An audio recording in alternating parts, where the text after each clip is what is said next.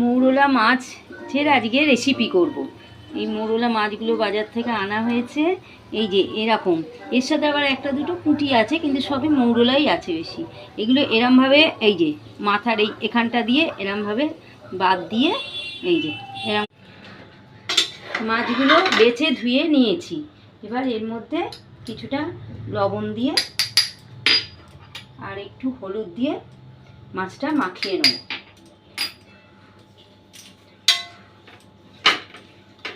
দিয়ে এই যে কড়াইয়ে তেল গরম করতে দিয়েছি। মাছের ঝাল দেওয়া করার জন্য 2 চামচ ছোটো চামচের সর্ষে নিয়েছি, কালো সর্ষে সাদা সর্ষে মিশিয়ে, আর 2 চামচ সাদা তিল নিয়েছি। এই দুটো বেটে নেবো এবার মিক্সিতে। এগুলো সব ভাজা হয়ে গেছে, তুলে নিয়েছি।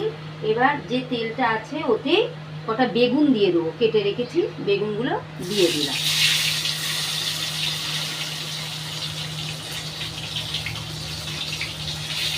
বেগুনটা একটু লাল লাল করে ভেজে নেবো।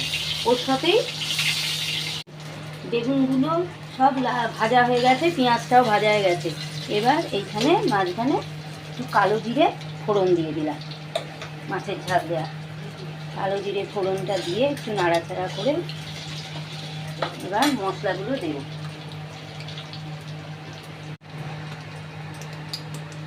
একটু লবণ দিয়ে দিলাম। এবার সর্ষে বাটাটা দিয়ে দিলাম। আঁচটা একদম সিমে দেওয়া আছে। সর্ষে বাটা দিয়ে দিলাম। এবার ওই সাদা তিল বেটে রেখেছিলাম সেটা দিয়ে দিলাম। আর একটু টক দিলাম। কাঁচা লঙ্কা ফাটিয়ে রেখেছি দিয়ে দিলাম। কাশ্মীরি মির্চ দিয়ে দিলাম 1 চামচ। দিয়ে এবার সামান্য একটু জল দিয়ে এটাকে ভালো করে কষে নেব। যতক্ষণ না তেল ছাড়ে ততক্ষণ অবধি একটু কষতে কষতে তেল ছেড়ে দিয়েছে।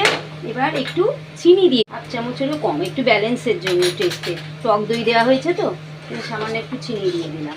দিয়ে এবার মাছগুলো সব দিয়ে দেবো। কিছুটা রাখলাম ভাজা, মাছগুলো দিয়ে দিলাম। দিয়ে এবার জল দিয়ে নাড়াচাড়া করে নিলাম। দিয়ে এবার ঢাকা দিয়ে দিলাম। এবার ফুটলে অফ করে দিলাম। এইবার ঢাকাটা খুলি।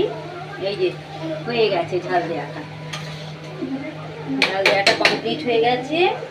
এবার এতে ওপর দিয়ে খানিকটা ধনেপাতা কুচি খানিকটা ছড়িয়ে দেবো ওপর থেকে। আঁচটা একদম সিমে করা আছে, সিমে। যদি আমার রেসিপিটা আপনাদের ভালো লেগে থাকে তাহলে দয়া করে সাবস্ক্রাইব